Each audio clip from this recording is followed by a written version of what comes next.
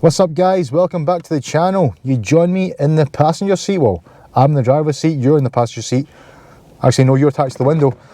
Welcome to my BMW i8. Now, I've owned this car for the last 2 years, which says a lot about the car because I rarely keep cars longer than 6 months to a year. So the fact I've had this car for 2 years, well actually over 2 years, not only that, I've got no intention of actually ever selling this car. It says a lot about the BMW i8. Is the car perfect? Absolutely not. There's enough flaws, but there's one main reason why I'll never sell this car. You know, I'll add other cars to the lineup. I always see myself buying more cars, but I don't think I'll ever get rid of this car. As we'll discuss in today's video, my long-term owner's review of my BMW i8.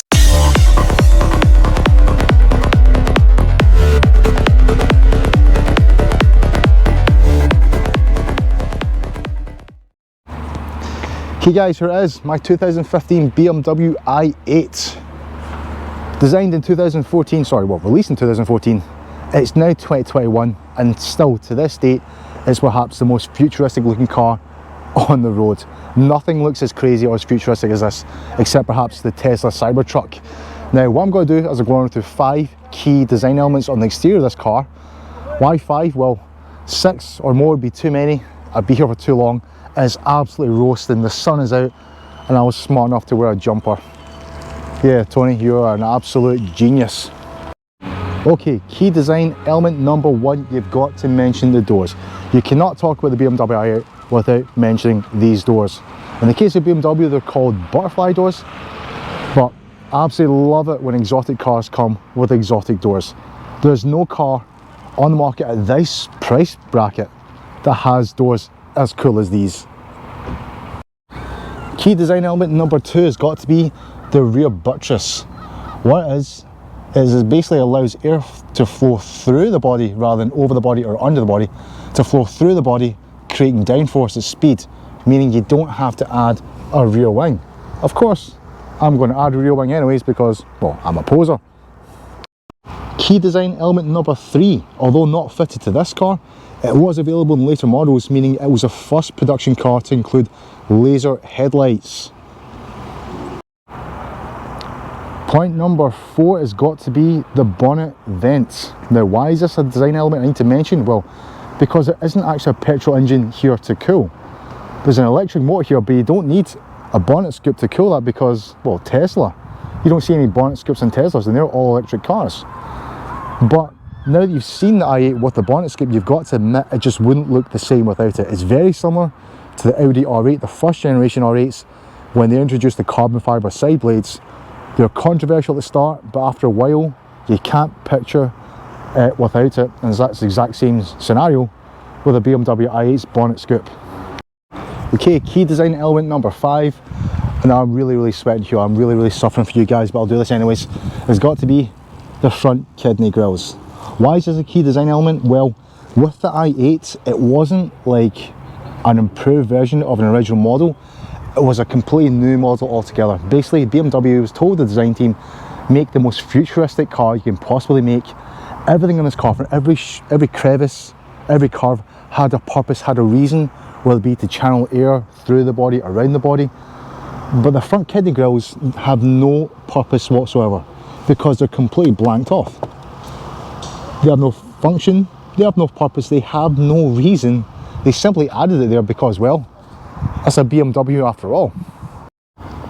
Okay, bonus design detail. I said I'll do 5, but hell, I'll do 6.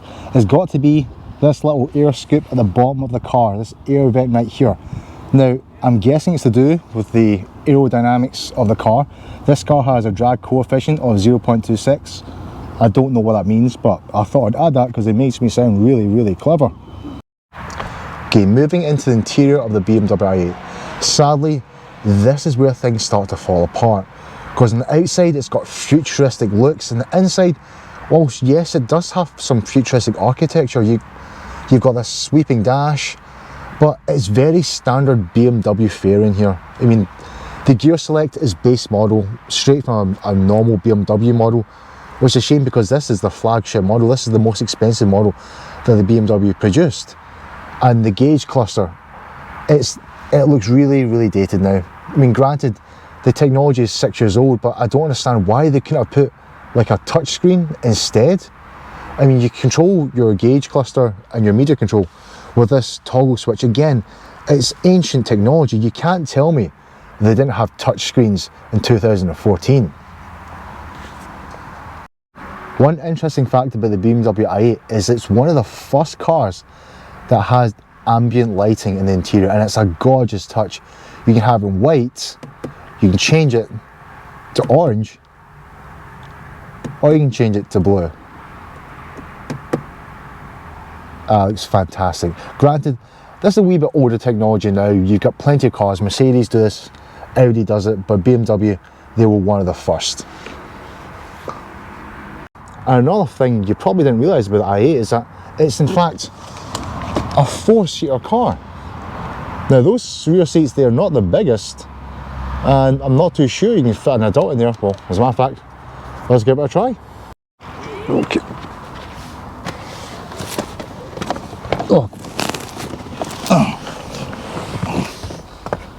Well, there you have it. Yeah, you can fit a person in here.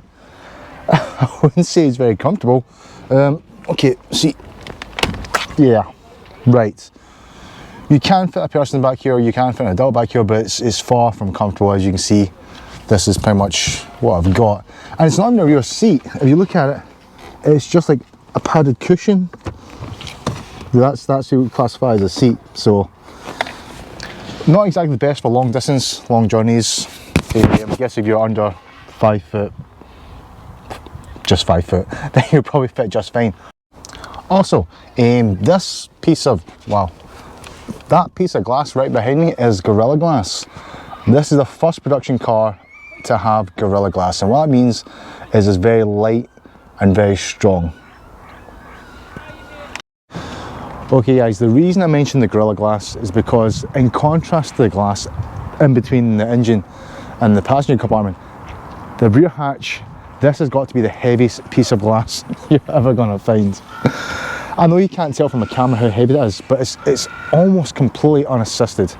I mean, why go to the effort of making this glass panel here extremely lightweight, but making this glass panel here extremely heavy? Any weight savings they've achieved with the Gorilla Glass has been completely negated with this one piece right here. And once we're back here, we'll mention the boot space. Now, with most mid-engine cars, they have a front trunk called a frunk. Obviously, this car doesn't have that because the front's got the battery packs, or the front's got the electric motor. So back here, this is your boot space.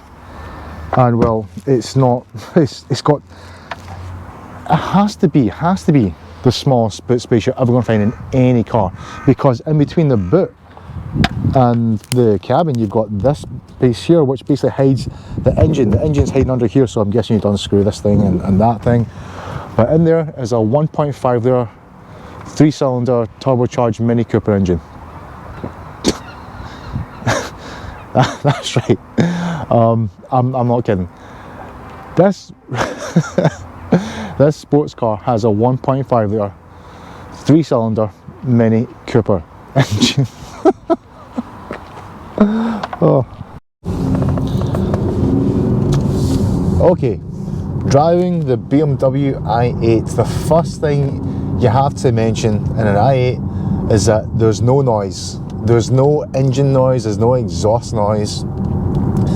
Driving an electric car is quite a spooky, sort of eerie experience when you first get into it. It took me quite a while to get used to it because the car before this was a really, really loud Audi R8.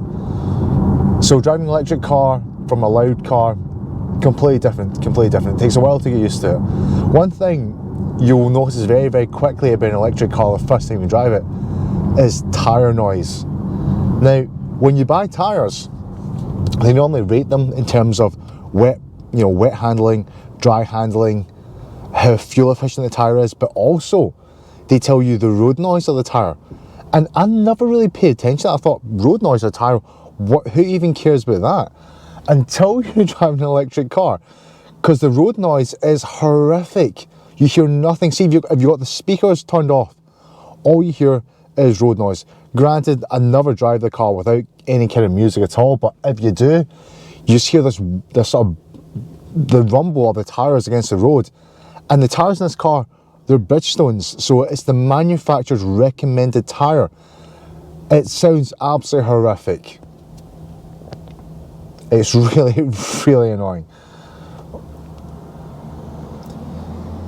Okay, fuel economy. You have to talk about fuel economy in an electric car, because the whole point of this car was to be fuel efficient.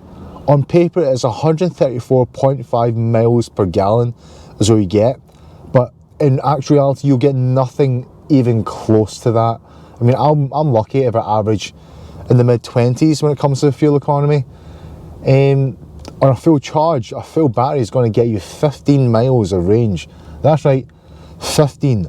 Not a 150, not 150, 15 miles is what you get to a full charge. And I'm going to take you 3.5 to 4 hours for a full charge.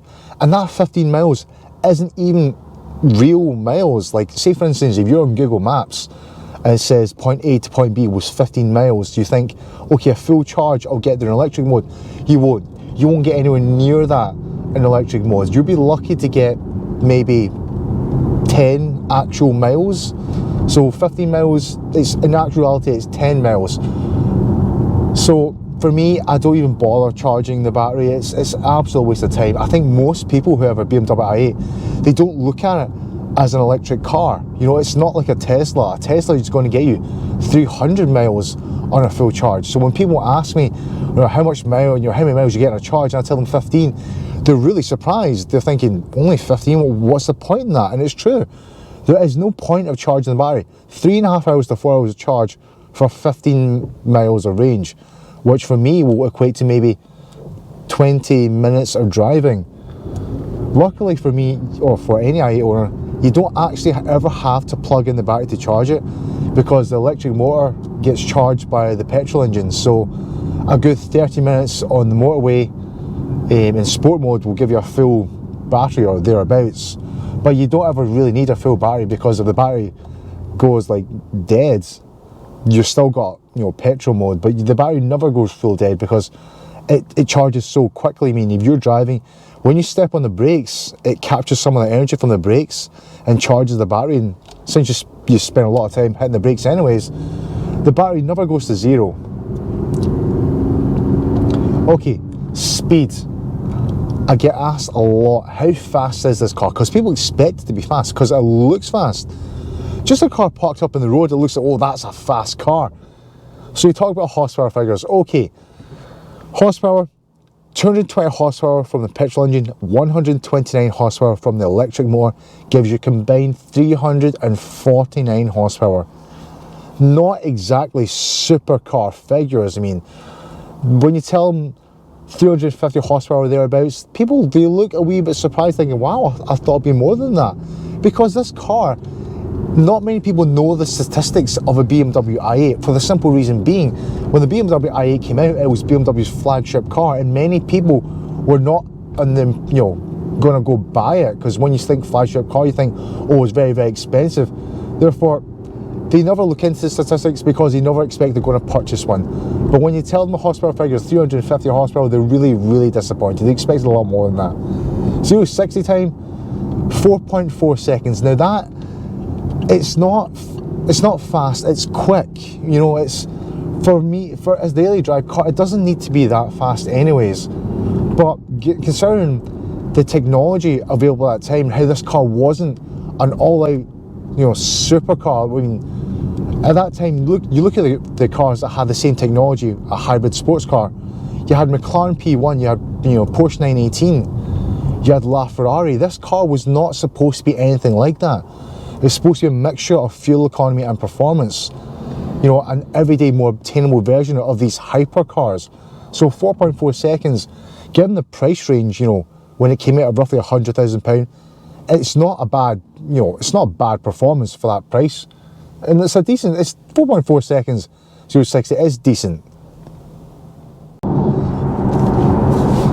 Okay, there's 3 driving modes in the BMW i8. Well, actually, there's 4 driving modes, but there's 3 main modes. First mode, comfort mode. Why they call it comfort mode, I don't know. Because it doesn't make the car any more comfortable. The car is the same level of comfort all the way throughout. But comfort mode is a blend of performance and fuel efficiency. So it tries to run on electric power only, but when it feels you need more power from the car, so if you punch the accelerator, it seamlessly kicks in the petrol engine. I spend 99% of the time in comfort mode. Mode number 2, sport mode. Basically, if you want the car to be faster, you kick into sport mode, the gauges turn red, the petrol engine's on, and well, I guess that's all that really happens. The car doesn't even go much faster than it already is. So sport mode is a mode I want to be in if I just want to recharge the electric battery. Final mode is electric mode, known as e-drive mode. In one word, electric mode, crap. It is so bad. Oh my god, electric mode. Now, I originally bought the BMW i8 thinking that I would save some money on fuel. I said to myself, I'll hike a car for a daily drive to be fuel efficient because it doesn't need to be fast. So I'll just kick about in electric mode and save some money. Well, that did not happen. When I got the car, because I never test drive my cars, I just buy them. When I selected electric mode for the first time, I lasted 2 minutes and I was like, okay, never again, never again. I think 0-60 in electric mode is 9 seconds. You'll get overtaken by a bus in electric mode in this car. It's like the car looks fast, but then you get overtaken by a bus. Electric mode is horrendous. I mean, I don't understand. Why did BMW make an electric car with electric mode is so bad that you never want to drive in electric mode? I guarantee you, 99% of BMW i8 owners never drive in electric mode, right? It's the dumbest mode ever. Completely pointless in an electric car. Fourth mode is Eco Pro. See, I had to look out there because I never drive in that mode. Eco Pro is basically, it's a mixture between comfort mode and electric mode. What that means is that it tries to be fuel efficient. It'll still let you lose the petrol engine when needed, but it's going to try and save battery by doing stupid things like killing power from your speakers or something like that. I never use Eco Pro mode, I never use electric mode, I rarely ever use sport mode. I just drive in comfort mode because that's the only mode you're really going to use in this car. I'm pretty sure every single BMW i8 owner says the exact same thing. Okay, well that pretty much summarises the BMW i8. It's not the fastest car. It's not the most fuel efficient car either. This car has no competitors. It's exotic, but it's not too in your face. I mean, BMW i8s, they're a lot more on the street. They're still not a common car, but the reaction you get nowadays in 2021 is nowhere near that reaction you got when it first came out in 2014, 2015. So you can stand out but still be subtle at the same time. I reckon it's got to be the best exotic car, or the most exotic car that you can get for under 40,000. I'm pretty sure you can get this car for under 40,000 pound now. That's an absolute bargain. Well guys, that's all from me. Hope you enjoyed the video. Don't forget to hit the like button, write a comment down below. What would you have for 40,000 pound? What car would you buy that's more exotic than this? And subscribe for more content. I'm going to go home, go for a shower because I'm dripping sweat. I'm stuck to my chair. I can taste the sweat off my jumper. Thanks guys, see you later.